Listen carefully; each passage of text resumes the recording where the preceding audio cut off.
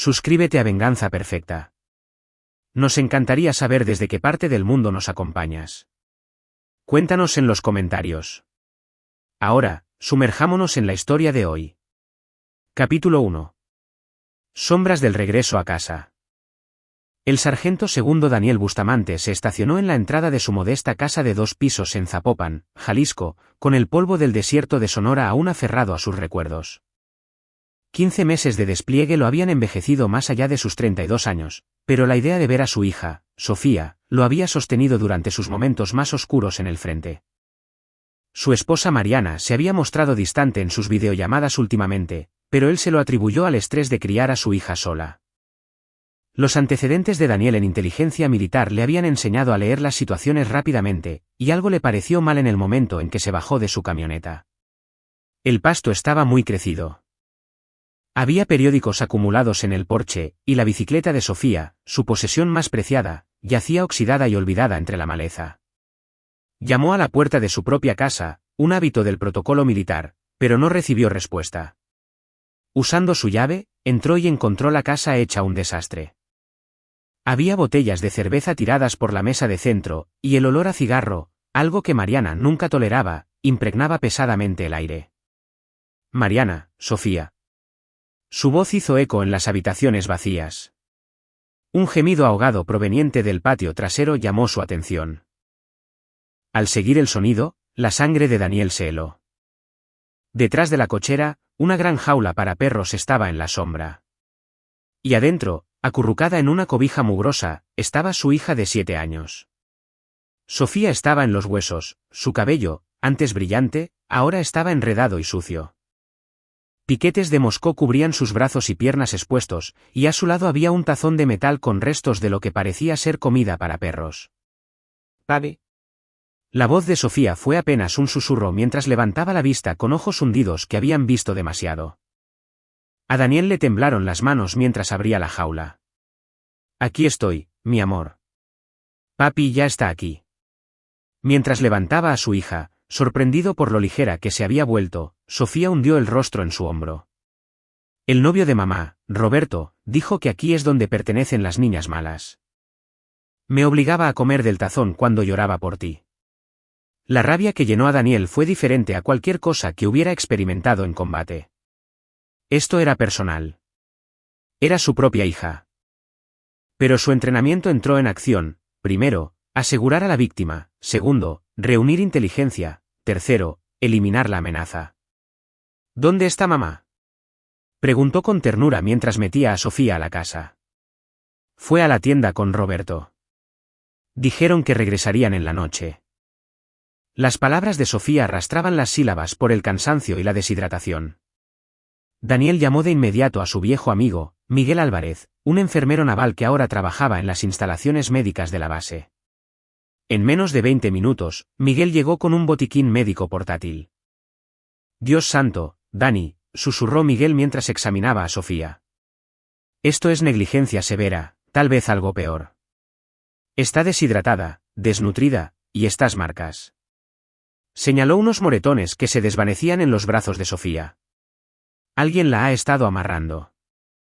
Mientras Miguel atendía a Sofía, Daniel salió de la casa e hizo una llamada a su antigua oficial al mando, la coronel Elena Bernal, quien ahora trabajaba en la Policía Ministerial Militar. «Dani, ¿cuál es tu situación?». «Necesito un favor, mi coronel. Y lo necesito extraoficialmente hasta que pueda descifrar a qué nos enfrentamos». Tras explicarle la situación, la voz de Bernal se endureció. «Haré que un trabajador social y una detective de mi confianza te vean en las instalaciones médicas de la base. No hagas ninguna estupidez, Bustamante.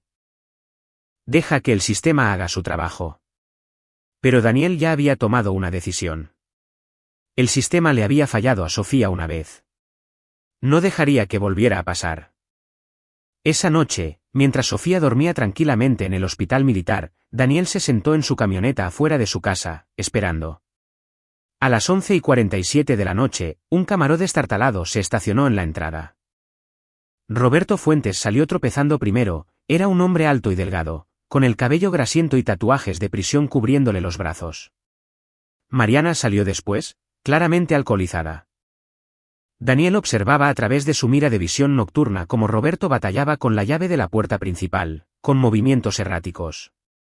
Ese era el hombre que había torturado a su hija. Ese era el hombre que iba a pagar. Pero no esa noche. Esa noche era para recopilar información. Capítulo 2. El enemigo revelado. Daniel pasó los siguientes 3 días vigilando a Roberto Fuentes mientras Sofía se recuperaba bajo atención médica. Su entrenamiento en inteligencia le había enseñado que conocer al enemigo era la clave para la victoria, y Roberto estaba demostrando ser una mina de oro de actividad criminal. Gracias a una cuidadosa observación y a algunas indagaciones discretas con sus contactos en la policía municipal, Daniel se enteró de que Roberto Fuentes era un delincuente reincidente de 34 años con antecedentes que se remontaban a su época como menor infractor, 3 cargos por violencia familiar, 2 por posesión de drogas y un patrón perturbador de buscar a madres solteras con hijos pequeños. La detective Adriana Domínguez, una vieja amiga de la preparatoria que ahora trabajaba en delitos sexuales, se reunió con Daniel en un café del centro. No puedo decirte esto de manera oficial, dijo Adriana, deslizando una carpeta sobre la mesa. Pero Roberto Fuentes ha estado en nuestro radar durante meses. Sospechamos que es parte de una red más grande. Hombres que atacan específicamente a esposas de militares mientras sus esposos están desplegados. Daniel abrió la carpeta y encontró fotos de vigilancia de Roberto con 3 mujeres diferentes, todas con hijos pequeños. ¿Cuántas familias? Al menos 6 que podamos confirmar. El patrón es siempre el mismo. Conocen a estas mujeres en grupos de apoyo para cónyuges de militares, se ganan su confianza y luego las aíslan gradualmente de sus amigos y familiares. La manipulación psicológica es comportamiento de depredador de manual. ¿Y los niños? La mandíbula de Adriana se tensó. Ahí es donde la cosa empeora. Tenemos reportes del DIF, pero estos tipos son listos. Mueven a los niños entre diferentes casas. Los mantienen fuera de la vista durante las visitas de los trabajadores sociales. Para cuando alguien hace el reporte, ya desaparecieron. Daniel estudió las fotos más detenidamente. Una mostraba a Roberto con una mujer llamada Teresa Cortés y sus 2 hijos pequeños. Otra lo mostraba con Paola Huerta y su hija. ¿Dónde están esos otros niños ahora? Eso es lo que estamos tratando de averiguar. Teresa Cortés presentó una denuncia por la desaparición de sus hijos hace 3 meses. Afirma que Roberto se los llevó después de que ella intentó dejarlo, pero está demasiado aterrada para cooperar con nuestra investigación. La magnitud de la operación de Roberto se estaba volviendo clara, y Daniel se dio cuenta de que la situación de Sofía no era un incidente aislado. Era parte de un ataque sistemático contra familias militares. Esa tarde, Daniel visitó a Sofía en el hospital. Se estaba recuperando físicamente, pero seguía retraída, encogiéndose cada vez que un doctor hombre entraba a la habitación. «Papi, ¿te vas a ir otra vez?», preguntó Sofía mientras Daniel le leía un cuento. «No, mi amor. Papi nunca te va a volver a dejar. Roberto dijo que ya no me querías. Dijo que por eso te fuiste». Daniel sintió como se le rompía el corazón y se llenaba de rabia al mismo tiempo. «Sofía, mírame. Papi se fue para mantenerte a salvo. Y pensé en ti todos los días. Roberto te mintió. Nada de lo que pasó fue tu culpa». ¿La doctora? Natalia Blanco, la psicóloga infantil asignada al caso de Sofía, apartó a Daniel después del horario de visitas. «Su hija está mostrando signos clásicos de trauma y abuso psicológico», explicó la doctora Blanco. «El aislamiento, la degradación, la destrucción sistemática de su autoestima. Estas son técnicas utilizadas por abusadores sofisticados. Esto no fue crueldad al azar. Fue algo calculado». «¿A qué se refiere?». «Quienquiera que le haya hecho esto a Sofía tiene experiencia. Sabía exactamente cómo quebrar la resistencia de un niño sin dejar evidencia física obvia. Estoy viendo patrones consistentes con redes de abuso organizado». Esa noche, Daniel se sentó en su camioneta afuera de una cantina llamada El Ancla Oxidada, donde Roberto estaba tomando con otros 2 hombres. A través de micrófonos direccionales, equipo que había conseguido por medio de sus contactos militares, Daniel escuchó su conversación. «La escuincla de Bustamante se estaba poniendo muy respondona», decía Roberto. Tuve que enseñarle algo de respeto antes de que su papito regresara a casa. Uno de los otros hombres, a quien Daniel más tarde identificaría como Kevin Cruz, se rió. ¿Cuántos tienes escondidos ahorita? 4 en rotación. Los mocosos de militares son dinero fácil. Sus mamás están desesperadas por atención y los papás nunca están. Es el negocio perfecto. El tercer hombre, Ricardo Richie Paredes, se inclinó hacia adelante. ¿Y qué hay de Bustamante? Dicen por ahí que es una especie de chingón de las fuerzas especiales. La sonrisa de Roberto se volvió cruel. Inteligencia militar cree que es muy listo, pero no tiene idea de en qué se está metiendo. Además, tengo un seguro. ¿Qué clase de seguro? Digamos que si Bustamante se pone muy curioso, su preciosa hija podría tener un accidente. Ya sabes, los niños tan traumatizados tienen riesgo de suicidio. Una verdadera tragedia. La mano de Daniel se movió instintivamente hacia su arma de cargo, pero se obligó a mantener la calma. Esto ya no se trataba solo de Roberto. Se trataba de toda una red de depredadores que había estado atacando a familias de militares con impunidad. A medida que avanzaba la noche, Daniel descubrió que los 3 hombres operaban lo que llamaban casas de rotación, diferentes ubicaciones donde mantenían a los niños mientras alternaban entre sus objetivos. Tenían contactos en servicios sociales que los ayudaban a cubrir sus huellas, e incluso algunos militares corruptos que les pasaban los calendarios de los despliegues. Al amanecer, Daniel había grabado suficiente evidencia para desmantelar toda la operación. Pero también sabía que, de ir por los canales oficiales, tomaría meses, tiempo durante el cual otros niños sufrirían. Esos hombres habían amenazado la vida de Sofía y estaban abusando activamente de otros niños. Era hora de tomar acción directa. Capítulo 3. Se avecina la tormenta. Daniel pasó la semana siguiente planeando metódicamente su estrategia, manteniendo la apariencia de un padre afligido enfocado únicamente en la recuperación de su hija. Visitaba a Sofía todos los días, asistía a las sesiones de terapia e interpretaba el papel de un hombre que buscaba justicia a través de los canales adecuados. Pero en realidad, estaba armando un equipo. Miguel Álvarez fue su primer recluta. El exenfermero naval había visto el estado en el que estaba Sofía y no necesitó que lo convencieran. Estos infelices se están aprovechando de nuestras familias mientras nosotros estamos en el frente protegiendo su libertad, dijo Miguel con tristeza. ¿Qué necesitas? Experiencia médica y alguien en quien pueda confiar para que me cuide la espalda. El segundo miembro del equipo era el sargento mayor Damián Flores, el antiguo líder de escuadrón de Daniel, quien recientemente había regresado de su propio despliegue para descubrir que su exesposa había desaparecido con su hijo. Cuando Damián se enteró de la red que atacaba a familias militares, su expresión se volvió letal. Llevo 6 meses buscando a mi hijo, dijo Damián. ¿Me estás diciendo que ese tal Roberto podría saber dónde está? Es posible. Sabemos que mueven a los niños entre distintas casas. Tu hijo podría ser parte de su operación. El tercer miembro fue algo inesperado. Teresa Cortés, la mujer a la que Roberto le había quitado a sus hijos.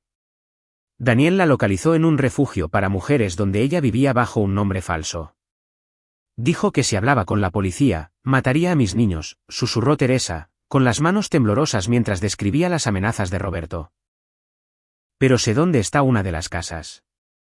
Lo seguí una vez antes de que me descubriera. Teresa los guió a un rancho en ruinas a 20 millas a las afueras de la ciudad. Usando equipo de vigilancia de grado militar, confirmaron la presencia de al menos 3 niños en el interior, vigilados por Richie Paredes y otro hombre al que identificaron como Gerardo Suárez. No podemos entrar a lo loco, les explicó Daniel a su equipo durante la sesión de planificación. Estos hombres no tienen conciencia. Van a lastimar a los niños si se sienten acorralados. Tenemos que ser quirúrgicos. La detective Adriana Domínguez, aunque oficialmente no podía participar, proporcionó información crucial sobre los tiempos de respuesta de la policía y las ubicaciones de otras propiedades sospechosas. No puedo darles apoyo oficial, dijo, pero puedo garantizar que ciertas áreas tendrán poco patrullaje durante ventanas de tiempo específicas. El plan de Daniel era multifacético. Primero, reunirían sistemáticamente evidencia de la operación de toda la red, no solo de Roberto, sino de todos los involucrados, incluyendo sus contactos en servicios sociales y cualquier funcionario corrupto. Segundo, rescatarían simultáneamente a todos los niños en operaciones coordinadas. Tercero, se asegurarían de que cada perpetrador enfrentara consecuencias acordes a sus crímenes.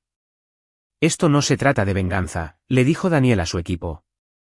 Esto se trata de justicia y protección. Estos hombres han demostrado que lastimarán a los niños para protegerse a sí mismos. No podemos permitir que eso pase. El equipo pasó días vigilando, trazando un mapa de las operaciones de la red. Descubrieron 4 propiedades diferentes donde tenían retenidos a los niños, un sistema de rotación complejo y una jerarquía que se extendía más allá de Roberto, Kevin y Richie. En la cima estaba un hombre llamado Omar Bravo, un excontratista militar que había sido dado de baja con deshonor por vender armas al crimen organizado. Omar había estado construyendo silenciosamente su red durante años, atacando específicamente a familias militares porque conocía sus vulnerabilidades. Omar es la clave, explicó Daniel. Él es el que coordina todo. Si lo eliminamos, toda la red colapsa. Pero Omar también era el más peligroso. Los reportes de inteligencia sugerían que tenía contactos en el crimen organizado y acceso a armamento que iba mucho más allá de lo que típicamente poseen los criminales callejeros. Mientras se preparaban para la operación, Daniel recibió una llamada que lo cambió todo. Era la voz aterrada de Sofía: papi. Roberto está aquí en el hospital. Dice que tienes algo que le pertenece y que, si no se lo devuelves, se me va a llevar otra vez. Daniel ya iba corriendo hacia su camioneta mientras hablaba. Sofía, escúchame con mucha atención. Busca a la doctora Blanco o a uno de los enfermeros en los que confíes y quédate con ellos. No te vayas a ninguna parte con nadie más. Papi ya va en camino. Cuando Daniel llegó al hospital, Roberto ya se había ido, pero el mensaje era claro. La red sabía de su investigación y estaban intensificando las cosas. Esa noche, Daniel encontró una nota pegada en la puerta de su casa: tienes 48 horas para dejar de escarbar o tu hija desaparece permanentemente. Esta vez, nunca la vas a encontrar. La amenaza confirmó lo que Daniel había sospechado. Se estaban enfrentando a profesionales que tenían recursos y conexiones más allá de los delincuentes callejeros típicos. Pero también significaba que estaban lo suficientemente asustados como para hacer amenazas, lo que sugería que su investigación estaba dañando la operación de la red. Acaban de hacer esto personal, dijo Damián cuando Daniel le mostró la nota. Siempre fue personal, respondió Daniel. Ahora es la guerra. El equipo aceleró sus tiempos. En 48 horas, ejecutarían operaciones simultáneas contra las 4 propiedades, reuniendo evidencia mientras rescataban a los niños. Pero primero, necesitaban garantizar la seguridad de Sofía. Daniel hizo los arreglos para que Sofía fuera transferida a una instalación médica militar segura, bajo la protección del equipo de seguridad de la coronel Bernal. Lo siento mucho, mi amor, le dijo a Sofía mientras se preparaban para el traslado. Papi se tiene que ir por un ratito para asegurarse de que los hombres malos nunca más te puedan hacer daño. Sofía lo miró con ojos que habían visto demasiado.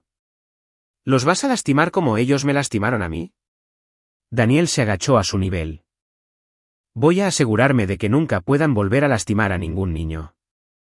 Es una promesa. Mientras Sofía era trasladada de forma segura, Daniel y su equipo se prepararon para la misión más importante de sus vidas. Ya no eran solo soldados.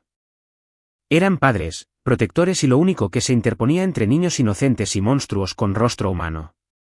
La guerra por la justicia para Sofía estaba a punto de comenzar. Capítulo 4. Recopilación de inteligencia.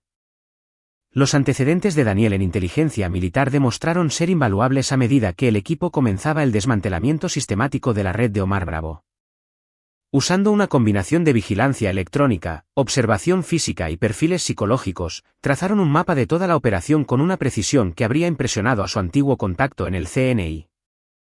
El gran avance se dio cuando Miguel, haciéndose pasar por un veterano sin suerte, se infiltró en uno de los bares donde la red reclutaba a esposas desesperadas de militares. En cuestión de días, logró contactar a Diego Leiva, un operador de bajo nivel que manejaba el lado financiero de la organización. No solo están traficando con niños, reportó Miguel. Tienen todo un ecosistema.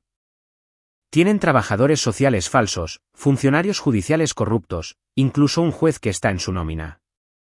El juez Néstor Fernández lleva años firmando traspasos de custodia sin siquiera revisarlos. El alcance de la corrupción era asombroso. La red de Omar tenía tentáculos que llegaban a todos los niveles del sistema diseñado para proteger a los menores. Habían estado operando casi con total impunidad porque controlaban exactamente a las personas que debían detenerlos.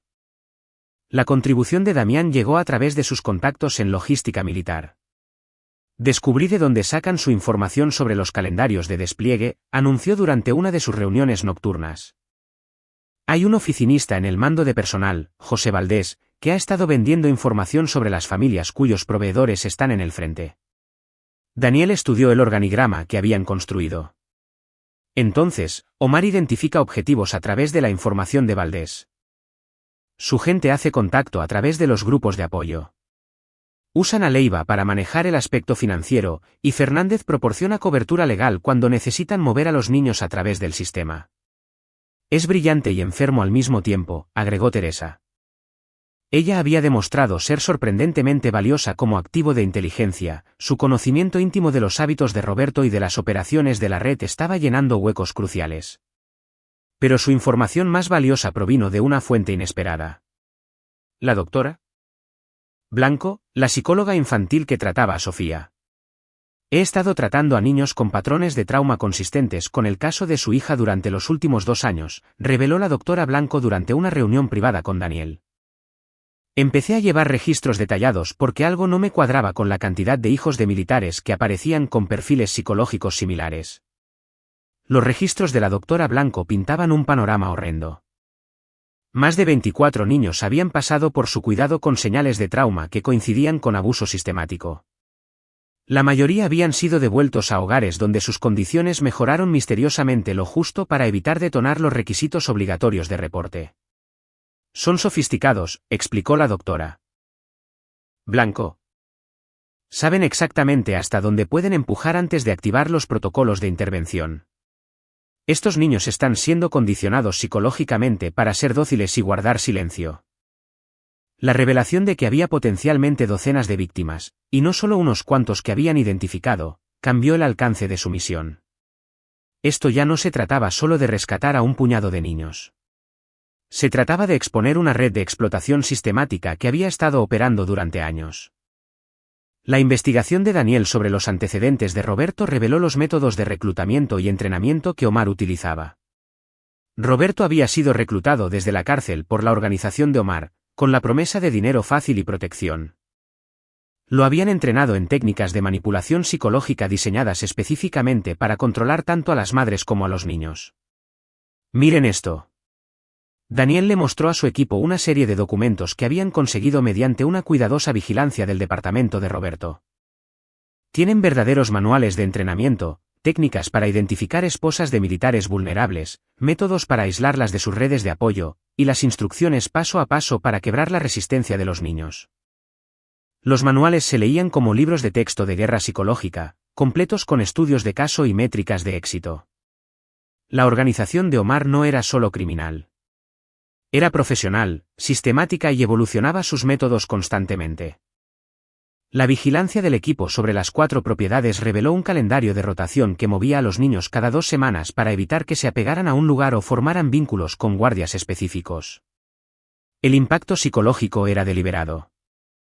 El desplazamiento constante evitaba que los niños se sintieran lo suficientemente seguros como para resistirse o pedir ayuda. En el rancho que Teresa había identificado, observaron que Riche Paredes y Gerardo Suárez mantenían lo que parecía ser un pequeño dormitorio para 6 niños de entre 5 y 12 años.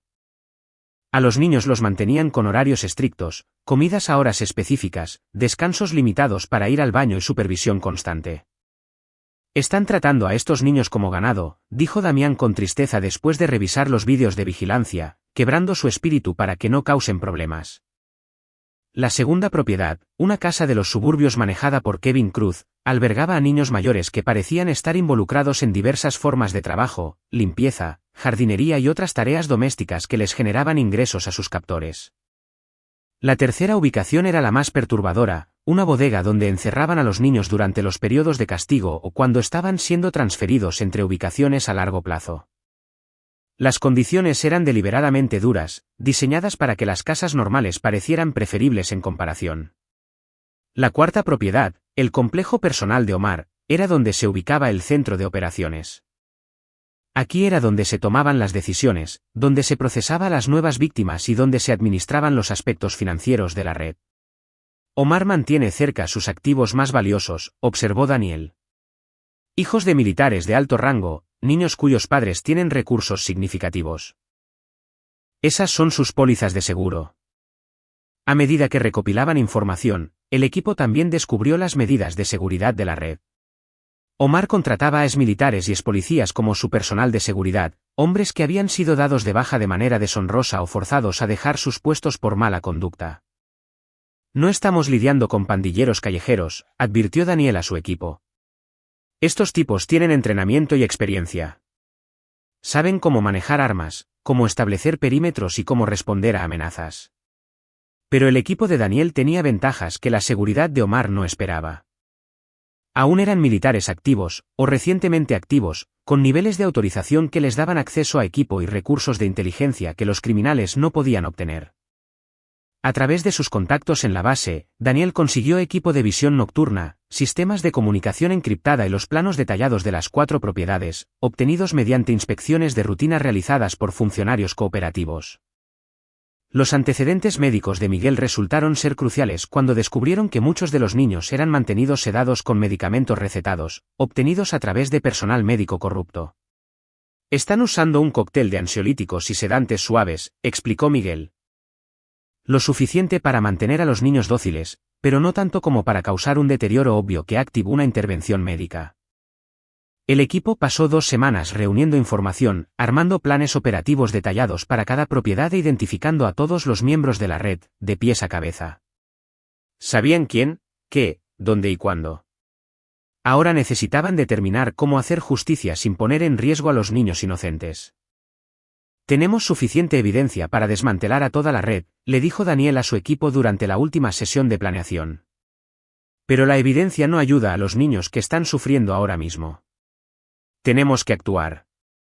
El plan que desarrollaron era ambicioso y peligroso.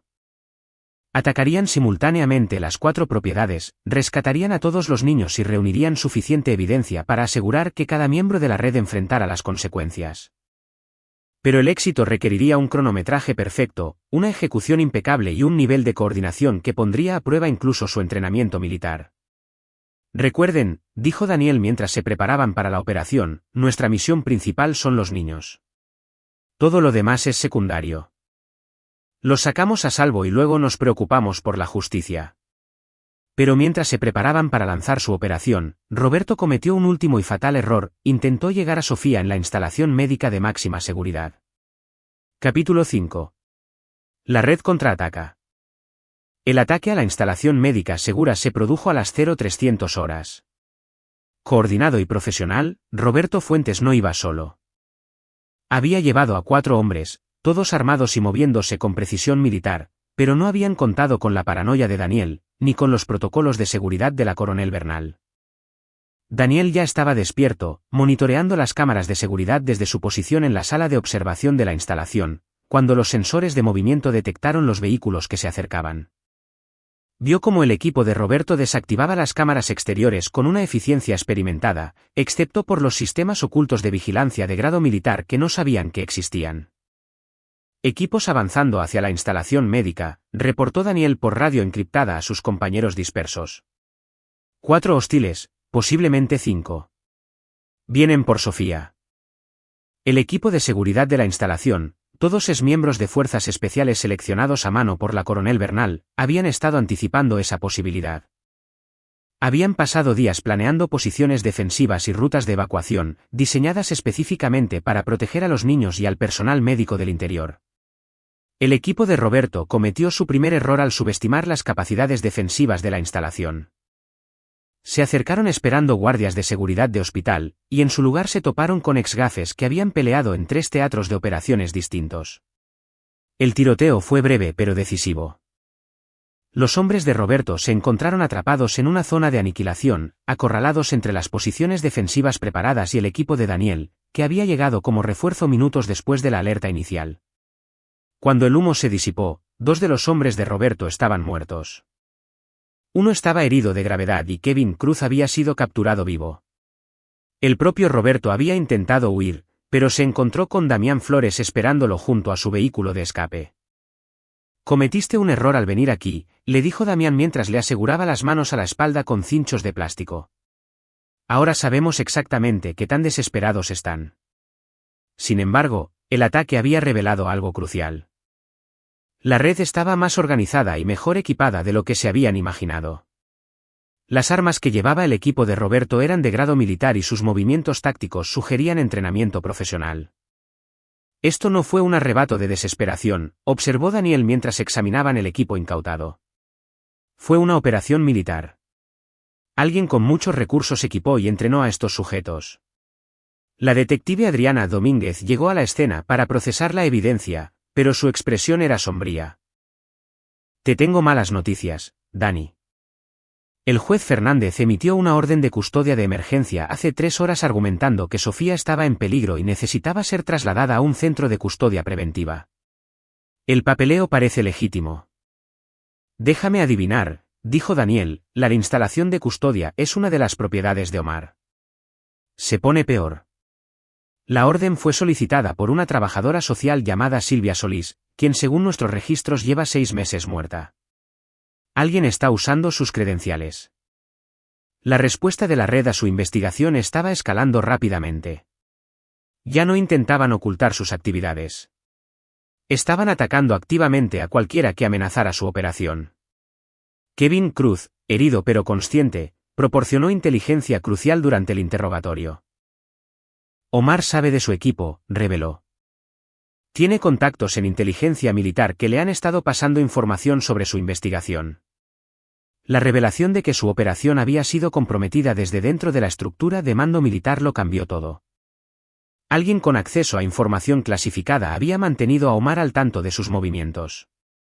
¿Quién es la fuga de información?, exigió saber Daniel. La sonrisa de Kevin era sangrienta pero desafiante. Alguien lo suficientemente cercano para saber tu verdadera misión.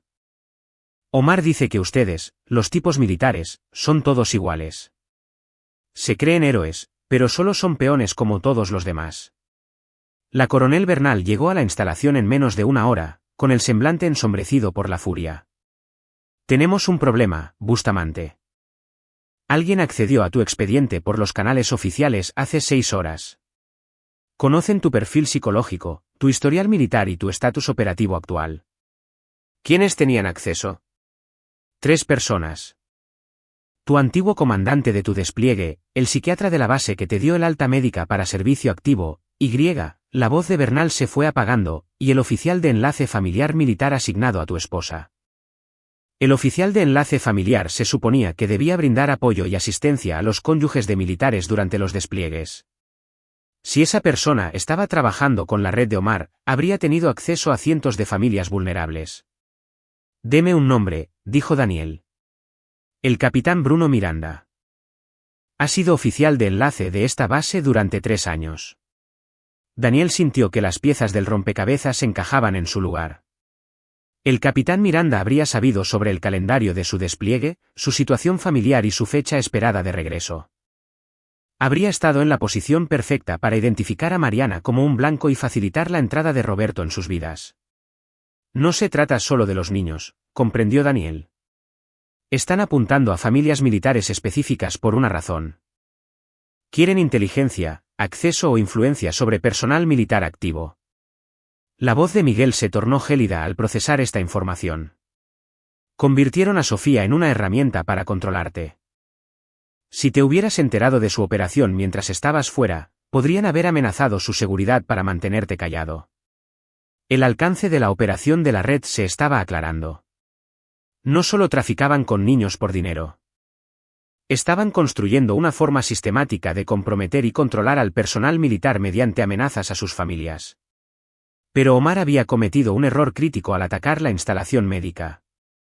Al intentar recuperar el control de la situación, había revelado la magnitud total de sus recursos y conexiones. Más importante aún, le había dado al equipo de Daniel la justificación legal para todo lo que vendría a continuación. Acaban de escalar esto de abuso infantil a terrorismo, observó la coronel Bernal. Atacar una instalación médica militar, amenazar la seguridad de los dependientes militares, comprometer la inteligencia militar. Esto ahora es un asunto de seguridad nacional. Esa designación cambió por completo las reglas de combate. El equipo de Daniel ya no operaba como padres preocupados buscando justicia. Ahora estaban oficialmente autorizados para neutralizar una amenaza a las operaciones y al personal militar. Necesito autorización para realizar un interrogatorio táctico a los sospechosos capturados, solicitó Daniel. La tienes. También tengo autorización para brindarte cualquier recurso que necesites para eliminar esta amenaza de forma permanente. Mientras su equipo se preparaba para su misión expandida, Daniel visitó a Sofía una última vez antes de que comenzara la operación. Estaba a salvo en un búnker de máxima seguridad, pero el ataque la había aterrado. «Papi, ¿van a regresar los hombres malos?» «No, mi amor. Papi y sus amigos se van a asegurar de que nunca más puedan lastimar a nadie». Sofía lo miró con esos ojos que habían visto demasiado, pero que aún confiaban en la capacidad de su padre para protegerla. ¿Vas a regresar? Te lo prometo, Sofía. Esta vez, cuando regrese, nunca más vas a tener que sentir miedo. Esa noche, el equipo de Daniel lanzó su asalto coordinado contra las 4 propiedades de Omar simultáneamente. Pero esto ya no era solo una misión de rescate. Era el desmantelamiento sistemático de una red que había estado comprometiendo a familias y personal militar durante años. La guerra por la justicia para Sofía se había convertido en una guerra por la seguridad de cada familia militar, y Daniel Bustamante tenía la intención de ganarla decisivamente. Capítulo 6. Se cierra la trampa. El asalto simultáneo a las 4 propiedades de Omar comenzó a las 0200 horas, bajo el cobijo de una luna nueva. El equipo de Daniel había crecido de 3 a 12 elementos, reforzado por operadores cuidadosamente seleccionados de la Unidad de Operaciones Especiales de la coronel Bernal. Cada objetivo sería atacado por un equipo de 3 personas con objetivos específicos: rescatar a los niños, recolectar evidencia y capturar vivos a los objetivos de alto valor para interrogarlos. Daniel lideró personalmente el asalto al complejo de Omar. Este era el centro neurálgico de la operación, donde se ubicarían los criminales más peligrosos, junto con la evidencia necesaria para derribar toda la red. Utilizando imágenes térmicas, confirmaron 8 firmas de calor de adultos y de al menos 6 niños en el interior del edificio principal. La seguridad de Omar era profesional, pero predecible. Eran exmilitares siguiendo protocolos defensivos estándar que Daniel había sido entrenado para contrarrestar. Reporte del equipo 2, susurró Daniel por su radio mientras su escuadrón se preparaba para irrumpir en el perímetro del complejo. Rancho asegurado, se escuchó la voz de Damián. 4 niños recuperados. 3 sospechosos bajo custodia. Richie Paredes intentó usar a uno de los niños como escudo humano. Ya no es una preocupación. Equipo 3. La voz de Miguel sonaba con una lúgubre satisfacción. Bodega despejada. 2 niños recuperados. Las instalaciones parecen utilizarse para la recepción y procesamiento. Atrapamos a Gerardo Suárez destruyendo registros financieros. Lo detuvimos. El equipo 4, liderado por uno de los operadores de Bernal, había apuntado a la casa suburbana donde tenían a los niños más grandes. 5 niños asegurados, casa despejada, encontramos extensos equipos de vídeo y sistemas de cómputo. Parece que estaban documentando sus actividades. Daniel sintió una oleada de satisfacción. La coordinación estaba funcionando a la perfección, pero el complejo seguía siendo el objetivo principal. Era allí donde Omar daría pelea y donde se encontraría la evidencia más crucial. Avanzando hacia el objetivo principal, reportó Daniel mientras su equipo se acercaba al edificio central del complejo. La incursión fue de libro de texto. Las granadas aturdidoras inutilizaron la visión nocturna de los guardias mientras el equipo de Daniel avanzaba a través de los puntos de entrada planificados. Su equipo de visión nocturna y su entrenamiento superior les daban una ventaja abrumadora sobre las fuerzas de seguridad de Omar. Pero el propio Omar resultó ser más formidable de lo esperado. Cuando Daniel llegó al centro de mando del complejo, encontró a Omar destruyendo calmadamente los discos duros de las computadoras, mientras le apuntaba con una pistola a la cabeza a un niño pequeño que no podía tener más de 8 años. Sargento segundo Bustamante, dijo Omar sin levantar la vista de su labor. Justo a tiempo. Me preguntaba cuándo lograrías llegar al evento principal. Daniel mantuvo su rifle apuntando a Omar mientras calculaba ángulos y distancias. El tiro era posible, pero riesgoso con el niño tan cerca. Suelta al niño, Omar. Esto es entre tú y yo. No, sargento, esto es entre el sistema que me creó y yo. La voz de Omar era tranquila, casi en tono de conversación. ¿Sabías que yo también fui de inteligencia militar? 15 años de servicio leal antes de que me tiraran a la basura por unas armas que se perdieron en la sierra. Tú elegiste convertirte en un criminal. Nadie te obligó a lastimar a niños. La risa de Omar fue amarga. ¿Lastimar niños? Les di a estos niños estructura, disciplina, un propósito. La mayoría de ellos vienen de hogares rotos donde sus padres no los quieren. Yo puse orden en sus caóticas vidas encerrándolos en jaulas y obligándolos a comer comida para perros. Enseñándoles que las acciones tienen consecuencias, que el respeto se tiene que ganar, que los fuertes sobreviven y los débiles sirven. Omar finalmente levantó la vista de su labor destructiva. Principios militares, sargento, los mismos que te hicieron lo que eres. Daniel reconoció la manipulación psicológica. Omar estaba tratando de crear una equivalencia moral entre sus actividades criminales y el entrenamiento militar legítimo. Era una técnica utilizada por terroristas y criminales de guerra para justificar sus acciones. Te equivocas, dijo Daniel. La disciplina militar se trata de proteger a los inocentes y de servir a algo más grande que uno mismo. Lo que tú has hecho es exactamente lo contrario. ¿De verdad? Entonces dime, sargento, ¿qué me vas a hacer en este momento? Has venido aquí con una potencia de fuego superior. Has matado a mi equipo de seguridad y planeas eliminarme sin importar la evidencia que encuentres. ¿En qué se diferencia eso de lo que yo he hecho? La pregunta estaba diseñada para generar duda, para hacer que Daniel cuestionara la rectitud de su misión. Pero Daniel había pasado 15 meses en el frente viendo cómo era la verdadera maldad, y la reconoció claramente. La diferencia, dijo Daniel, es que cuando esto termine, estos niños se irán a casa con personas que los aman. Recibirán terapia, educación y la oportunidad de sanar y crecer. Tu versión del orden se trataba de destruirlos permanentemente. La expresión de Omar cambió. Su fachada de calma y superioridad comenzó a resquebrajarse. Bastardo mojigato. ¿Crees que los estás salvando? No tienes idea de lo que destruiste. Esta red proveía servicios que la gente quería. Esos padres nos vendieron a sus hijos por voluntad propia. A algunos los coaccionaron, los manipularon o los amenazaron. Y nada de eso justifica lo que les hiciste a los niños. El enfrentamiento continuó durante varios y tensos segundos antes de que Daniel tomara su decisión.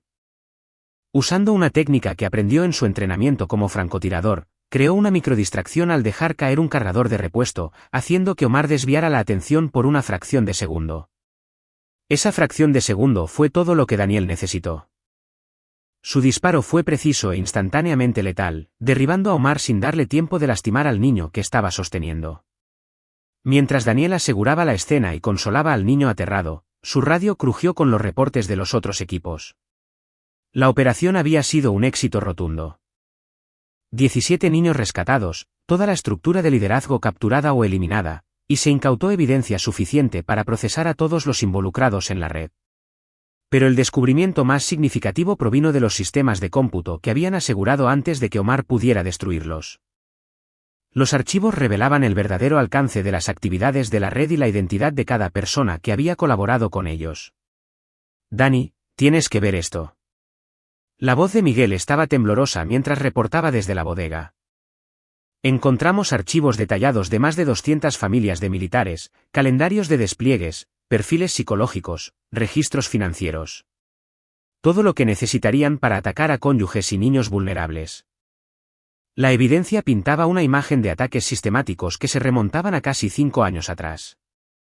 La red de Omar había estado identificando a familias militares con vulnerabilidades específicas, para luego explotarlas a través de una combinación de manipulación psicológica, presión financiera y amenazas directas. Lo más impactante fue el descubrimiento de que el capitán Bruno Miranda, el oficial de enlace familiar militar, había estado proporcionando inteligencia detallada sobre familias militares durante años. Su puesto le daba acceso a información confidencial sobre calendarios de despliegues, problemas familiares, dificultades financieras y evaluaciones psicológicas. Él era la clave de toda la operación, observó la detective Adriana Domínguez al revisar los archivos incautados. Sin su información, nunca habrían podido atacar a las familias con tanta precisión. Los archivos también revelaron el destino del hijo desaparecido de Damián. El niño había sido trasladado a una instalación en Chihuahua, parte de una red más grande que se extendía a través de múltiples estados.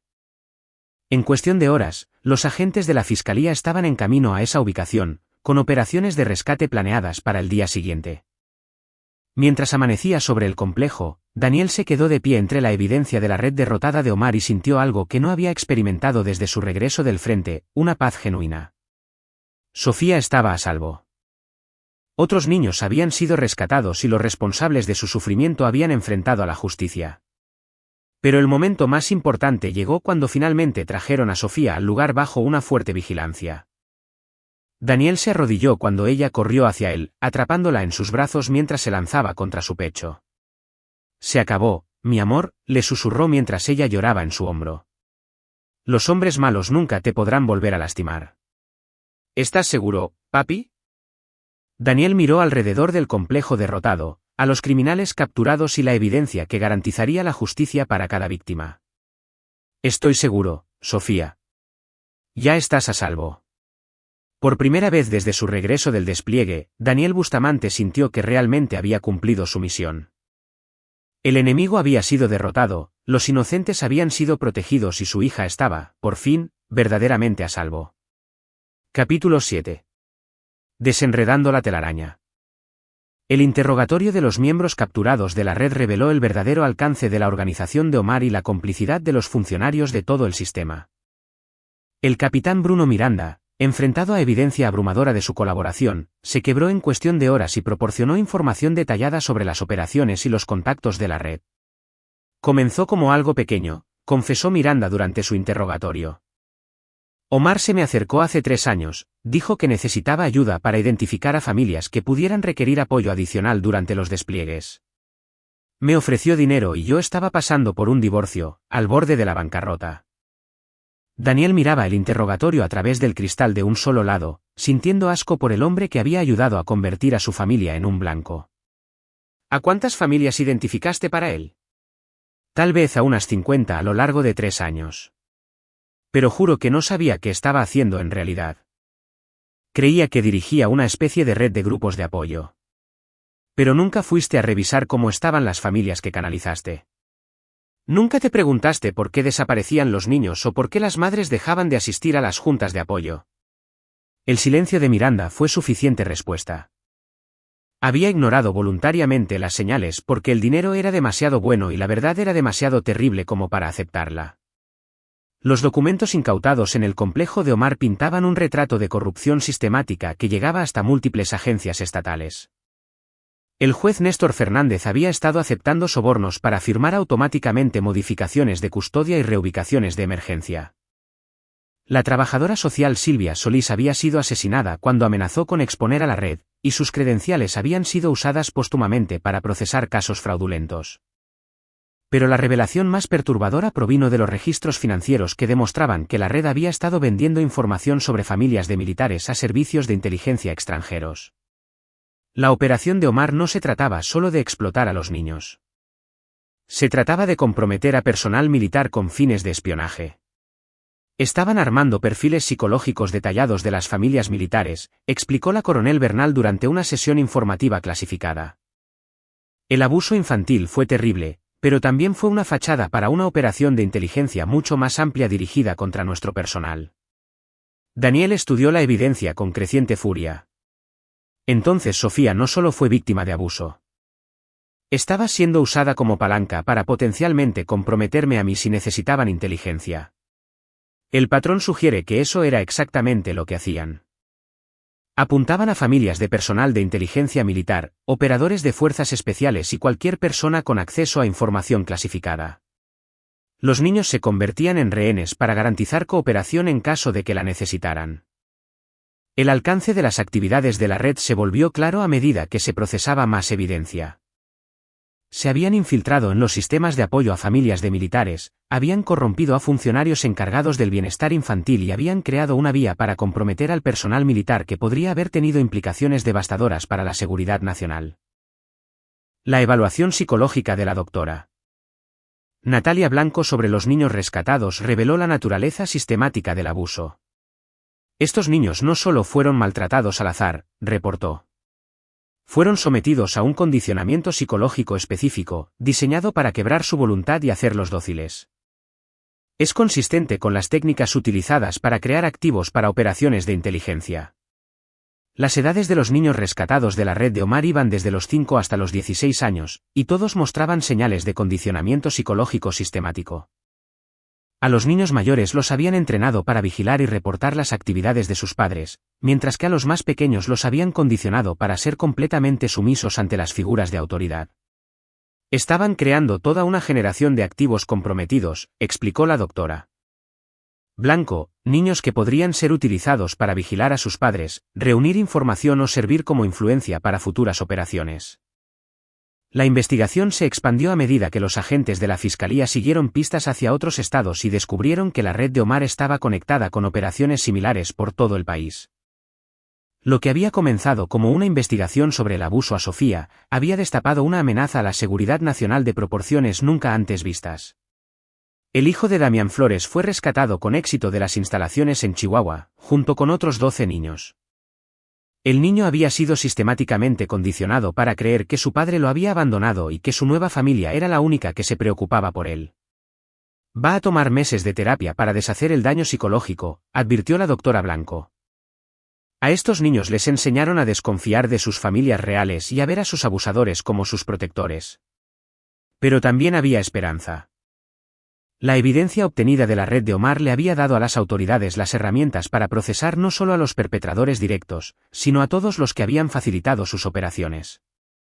El juez Fernández fue arrestado por cargos de corrupción, y la investigación había expuesto la corrupción en las oficinas del DIF de 3 estados. Estamos ante el caso de corrupción y tráfico de menores más grande de la historia, reportó la detective Adriana Domínguez. Pero gracias al trabajo de tu equipo, tenemos evidencia suficiente para procesar a todos los involucrados. La última pieza del rompecabezas llegó cuando los peritos contables rastrearon el financiamiento de la red hasta su fuente original. La operación de Omar había sido financiada por una combinación de ganancias del tráfico de personas, venta de inteligencia a gobiernos extranjeros y corrupción en los contratos del gobierno. Omar estaba trabajando con contratistas de la defensa que le estaban cobrando de más a las Fuerzas Armadas por servicios y equipo. El equipo pericial reportó que el dinero excedente se estaba desviando hacia su red, la cual, a cambio, proporcionaba inteligencia sobre familias y personal militar. La revelación de que los contratistas de defensa habían sido cómplices en las operaciones de la red provocó más investigaciones y juicios. Compañías a las que se les habían confiado contratos militares habían estado trabajando activamente para comprometer a militares y a sus familias. A medida que el alcance total de las actividades de la red se hizo público, Daniel se encontró a sí mismo testificando ante comisiones de la Cámara de Diputados y juntas de supervisión militar. El escándalo desencadenó reformas en los sistemas de apoyo a las familias de los militares, revisiones de antecedentes para el personal con acceso a información familiar y nuevos protocolos para monitorear el bienestar de los dependientes. Pero para Daniel, el resultado más importante fue la recuperación de Sofía. Con terapia intensiva y sabiendo que sus abusadores ya nunca podrían volver a lastimarla, poco a poco empezó a sanar de su trauma. Es notablemente resiliente, observó la doctora Blanco durante una de las sesiones de terapia de Sofía. El hecho de que ella haya mantenido la confianza en usted durante toda su pesadilla sugiere que las técnicas de condicionamiento de Omar no fueron completamente exitosas. La recuperación de Sofía se convirtió en un símbolo de esperanza para todos los niños rescatados de la red. A pesar del abuso sistemático que habían sufrido, la mayoría conservó la capacidad de sanar y reconstruir sus vidas con el apoyo y los cuidados adecuados. La investigación también provocó cambios en las políticas que protegerían a las familias militares en el futuro. Nuevos protocolos de supervisión, revisión de antecedentes y sistemas de monitoreo se implementaron para evitar que redes similares apuntaran al personal militar y a sus familias. Mientras Daniel miraba a Sofía jugar con otros niños durante una sesión de terapia, reflexionó sobre el camino desde aquel terrible día en que la encontró encerrada en la jaula para perros, hasta este momento en el que estaba aprendiendo a confiar y a reír de nuevo. La red que había atacado a su familia había sido completamente desmantelada, sus líderes estaban muertos o encarcelados, y sus víctimas habían sido rescatadas y contaban con el apoyo que necesitaban para sanar.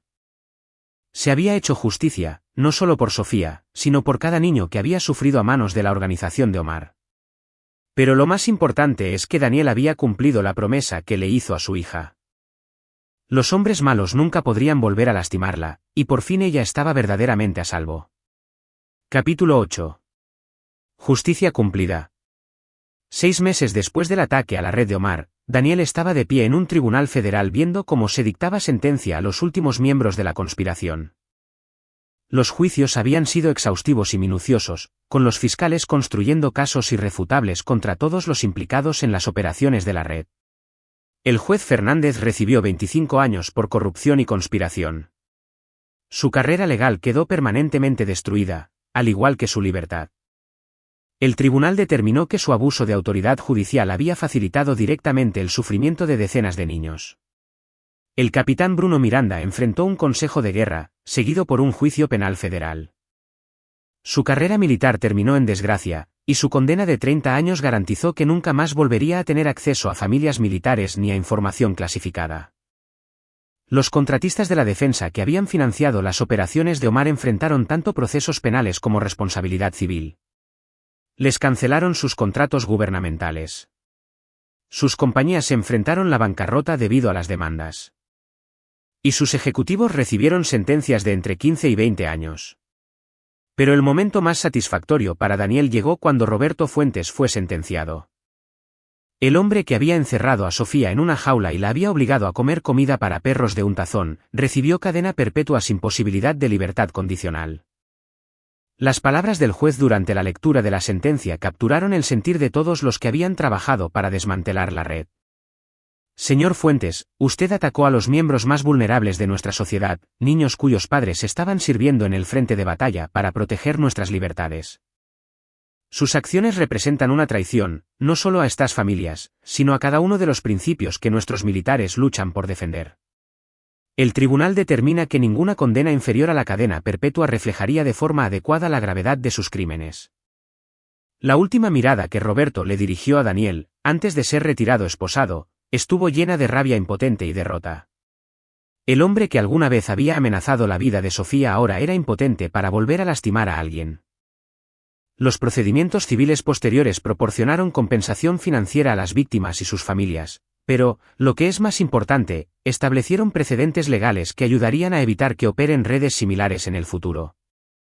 Los sistemas de apoyo a familias de militares se reestructuraron por completo, con nuevos mecanismos de supervisión y exigencias de transparencia.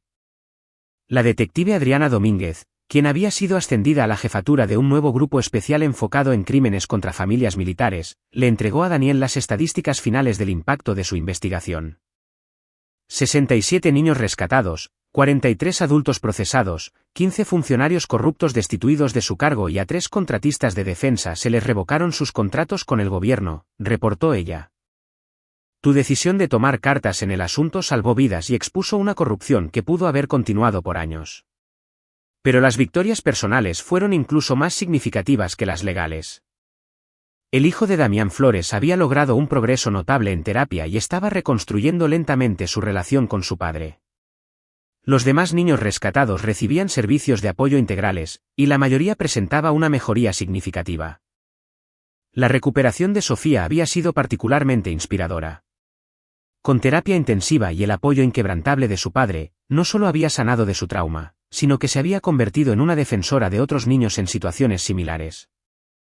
Quiero ayudar a otros niños que sintieron miedo, le dijo Sofía a la doctora Blanco en una de sus sesiones, para que sepan que sus papis también van a venir a salvarlos a ellos.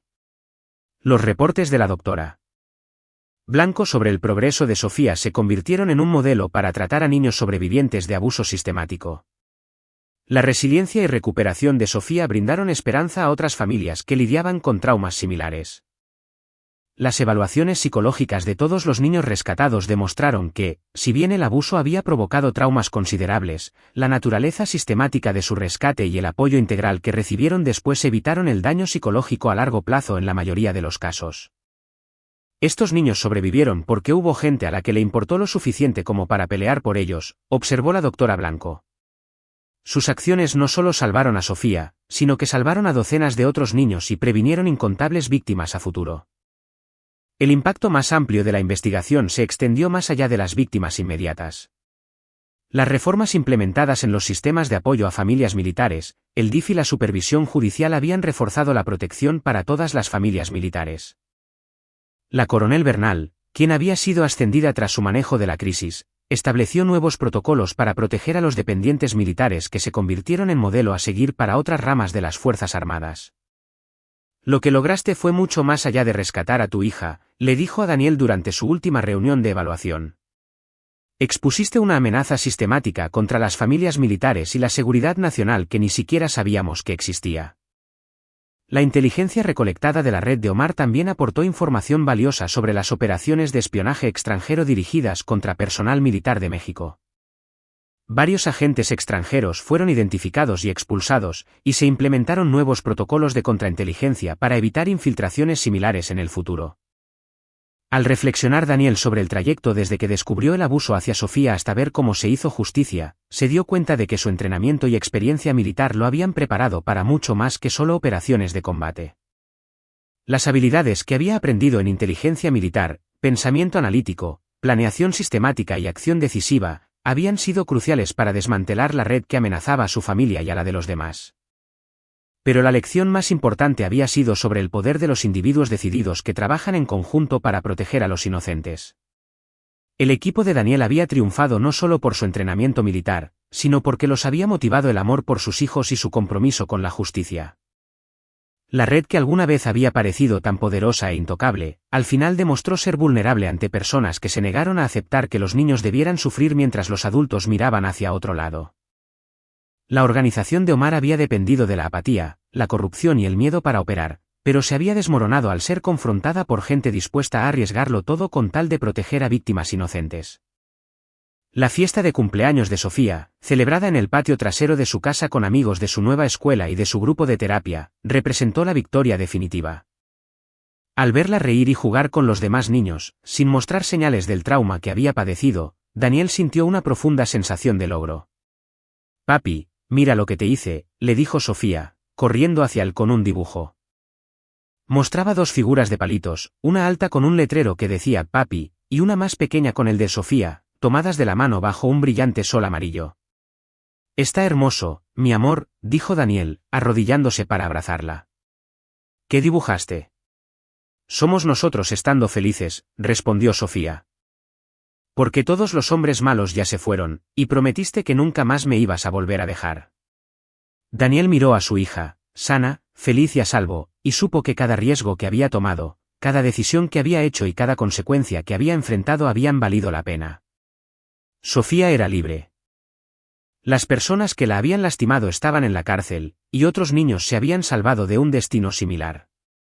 La promesa que le había hecho a Sofía en aquella habitación de hospital había sido cumplida. Los hombres malos nunca podrían volver a lastimarla. Y ella nunca más tendría que sentir miedo. La justicia se había cumplido no solo a través del sistema legal, sino a través de las acciones de personas que se negaron a dejar que el mal triunfara sobre la inocencia. Mientras la fiesta de cumpleaños continuaba a su alrededor, Daniel sostuvo a su hija cerca y sintió la paz que viene de saber que has peleado por algo verdaderamente importante, y has ganado. Capítulo 9. Nuevos comienzos. 2 años después de la destrucción de la red de Omar, Daniel estaba en el podio de una conferencia de apoyo a familias de militares, dirigiéndose a una audiencia de trabajadores sociales, personal militar y defensores de los derechos familiares.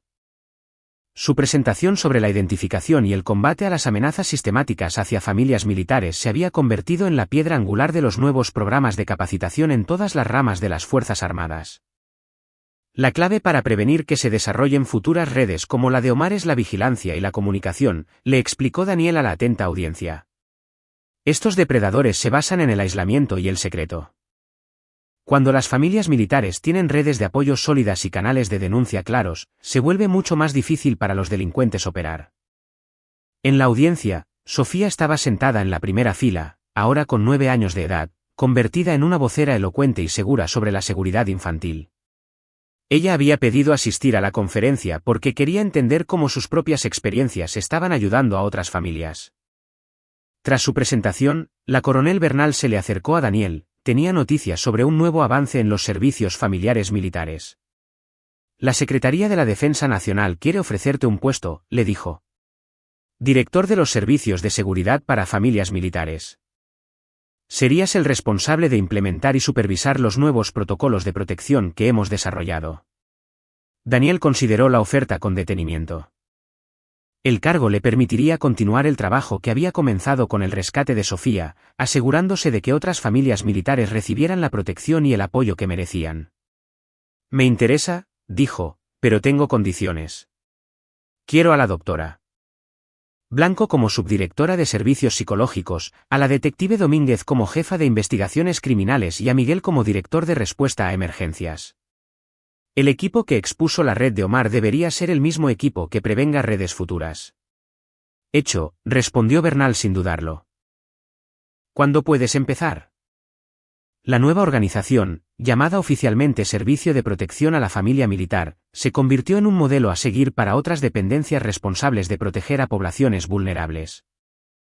Utilizando las lecciones aprendidas al desmantelar la red de Omar, desarrollaron protocolos integrales para identificar, investigar y eliminar las amenazas contra familias militares. El papel de Sofía dentro de la organización era informal, pero significativo. Sus reflexiones sobre cómo los niños experimentaban y respondían a los abusos ayudaron a desarrollar nuevas técnicas para identificar a las víctimas y brindarles apoyo. Su resiliencia y recuperación también brindaron esperanza a otras familias que lidiaban con traumas similares. Sofía se ha convertido en uno de nuestros recursos más invaluables, observó la doctora Blanco durante una junta de personal. Su capacidad para conectar con otros niños que han experimentado traumas es extraordinaria. Los ayuda a entender que la recuperación es posible. El éxito del Servicio de Protección a la Familia Militar atrajo la atención de otras dependencias y organizaciones. Se establecieron programas similares para las familias de policías, bomberos y otros grupos en los que las peligrosas ocupaciones de los padres convertían a sus familias en blancos potenciales para los criminales. Damián Flores, quien había aceptado el cargo de coordinador de operaciones de campo, reportó sobre el creciente impacto del programa durante una junta de revisión trimestral. Hemos identificado y detenido 4 posibles redes en sus primeras etapas, informó. Los sistemas de alerta temprana que desarrollamos están funcionando. Estamos atrapando a estas operaciones antes de que puedan establecerse. Los equipos de respuesta a emergencias de Miguel habían rescatado exitosamente a 43 niños de diversas formas de explotación, brindándoles atención médica inmediata y canalizándolos hacia servicios de apoyo a largo plazo. La diferencia entre nuestro enfoque y la seguridad pública tradicional es que somos proactivos en lugar de reactivos, explicó Miguel. No esperamos a recibir reportes de abuso. Monitoreamos activamente buscando señales de amenazas en desarrollo. El éxito del programa también dio lugar a cooperación internacional. Las familias de militares asignadas al extranjero se enfrentaban a vulnerabilidades únicas, y los protocolos de protección desarrollados en México estaban siendo adaptados para su uso en países aliados. Pero la medida de éxito más significativa provino de las familias a las que habían ayudado. La oficina de Daniel estaba llena de cartas, dibujos y fotos de niños y padres cuyas vidas habían sido protegidas o salvadas gracias al trabajo de la organización. Sofía tenía su propia colección de correspondencia de niños a los que el programa había ayudado. Mantenía una relación por cartas con decenas de jovencitos, dándoles ánimos y apoyo mientras se recuperaban de sus experiencias. Estos niños solo necesitan saber que alguien se preocupa por ellos y cree que pueden mejorar. Así se lo explicó Sofía a un periodista que escribía un reportaje sobre el impacto del programa. Cuando pasan cosas malas, es fácil pensar que nadie te va a ayudar. Pero siempre hay personas buenas que van a luchar por ti. La sabiduría y madurez de Sofía nacidas de sus traumáticas experiencias pero nutridas con amor y el apoyo adecuado, la convirtieron en una efectiva portavoz en favor de las políticas de protección infantil. Había testificado ante comisiones del Congreso, dado pláticas en conferencias y participado en programas educativos que llegaban a miles de familias militares. A menudo, Daniel se maravillaba ante la transformación de su hija, quien pasó de ser una víctima traumatizada a una defensora segura de sí misma. La niñita que alguna vez había estado encerrada en una jaula, ahora estaba ayudando a otros niños a escapar de destinos similares. Las repercusiones legales de la red de Omar continuaron brindando beneficios a las víctimas y sus familias. Una demanda colectiva contra los contratistas de defensa que habían financiado la operación dio como resultado un acuerdo por $1,750 millones de pesos, dinero que se destinó para proveer servicios de apoyo continuo para todas las víctimas. Roberto Fuentes murió en prisión a los 2 años de su condena. Lo asesinaron otros internos que se enteraron de sus crímenes contra niños. Daniel no sintió ninguna satisfacción al escuchar la noticia. La muerte de Roberto no deshacía el daño que había causado, y la venganza nunca había sido la meta. La justicia era que Roberto enfrentara las consecuencias de sus acciones, le explicó Daniel a Sofía cuando ella le preguntó por la muerte de Roberto. Lo que le pasó en la cárcel solo fue más violencia, y la violencia nunca resuelve nada realmente. Pero evita que la gente mala lastime a más niños, observó Sofía, con la sabiduría práctica de una niña que había visto tanto la crueldad como la justicia. Sí, pero la mejor forma de detener a la gente mala es atraparlos antes de que lastimen a alguien, y ayudar a las personas que lastimaron a recuperarse y a ser fuertes de nuevo. La recuperación de Sofía había sido, de hecho, completa. Sus evaluaciones psicológicas no mostraban trauma a largo plazo, y su desarrollo académico y social había vuelto a los patrones normales. Sobresalía en la escuela, tenía amistades cercanas y mantenía esa relación de confianza con su padre que la había sostenido durante sus momentos más oscuros. El estudio longitudinal de la doctora Blanco sobre todos los niños rescatados de la red de Omar demostró que la intervención temprana y los servicios de apoyo integrales podían prevenir el daño psicológico a largo plazo, incluso en casos de abuso severo. El caso de Sofía demuestra que los niños son increíblemente resilientes cuando cuentan con el apoyo adecuado, reportó la doctora Blanco en su investigación publicada. Su recuperación proporciona una hoja de ruta sobre cómo ayudar a otros niños a superar un trauma similar. El aniversario del rescate de Sofía se había convertido en un día de celebración para el Servicio de Protección a la Familia Militar. Los miembros del personal y sus familias se reunían para conmemorar no solo la supervivencia de Sofía, sino el nacimiento de una organización que había protegido a cientos de niños más. Durante la celebración del 3er aniversario, el secretario de la Defensa Nacional le entregó a Daniel un premio especial por sus contribuciones a la seguridad de la familia militar. Pero el momento más significativo para él llegó cuando Sofía se puso de pie para dirigirse a los asistentes. Hace 3 años, personas malas me lastimaron porque pensaron que nadie las iba a detener, dijo Sofía, con el aplomo de alguien mucho mayor. Pero mi papi y sus amigos les demostraron que estaban equivocados. Ellos demostraron que siempre hay personas buenas que van a luchar por niños como yo. Hizo una pausa y miró directamente a Daniel. Quiero darle las gracias a mi papi por haber cumplido su promesa. Él me dijo que los hombres malos nunca más me iban a volver a lastimar, y ya no pueden hacerlo. Pero, más allá de eso, él se aseguró de que tampoco pudieran lastimar a otros niños. La ovación de pie que siguió no fue solo por el valor de Sofía. Fue para todos los que habían participado en transformar una tragedia personal en una fuerza para proteger a los niños inocentes. Mientras Daniel abrazaba a su hija después de su discurso, reflexionó sobre el trayecto que los había traído a este momento. Lo que había empezado como el intento desesperado de un padre por salvar a su hija, había evolucionado hasta convertirse en un esfuerzo sistemático por proteger de amenazas similares a todas las familias de las Fuerzas Armadas. Sofía no solo estaba a salvo. Estaba prosperando, ayudando a los demás y convirtiéndose exactamente en el tipo de persona que él siempre esperó que llegara a ser. La promesa que le había hecho en aquella habitación de hospital había sido cumplida. Pero también se había transformado en algo más grande. En una promesa a cada familia militar de que sus hijos serían protegidos y sus sacrificios serían honrados. Los hombres malos ya no estaban, no solo de la vida de Sofía, sino de las vidas de muchísimos otros niños. Se había hecho justicia, los sistemas se habían reformado y se habían establecido nuevas medidas de protección. Lo más importante de todo, el amor había triunfado sobre la crueldad, y la esperanza había superado a la desesperación. Al mirar a su hija, tan segura de sí misma, feliz y dedicada a ayudar a los demás, Daniel supo que su historia había tenido el único final que realmente importaba, la promesa de un futuro mejor para todos los niños que vendrían después de ellos. Aquí es donde nuestra historia llega a su fin. Comparte tus opiniones en la sección de comentarios. Gracias por tu valioso tiempo. Si disfrutaste esta historia, por favor asegúrate de suscribirte a este canal. Eso me ayudaría muchísimo. Haz clic en el vídeo que ves en pantalla y nos vemos la próxima.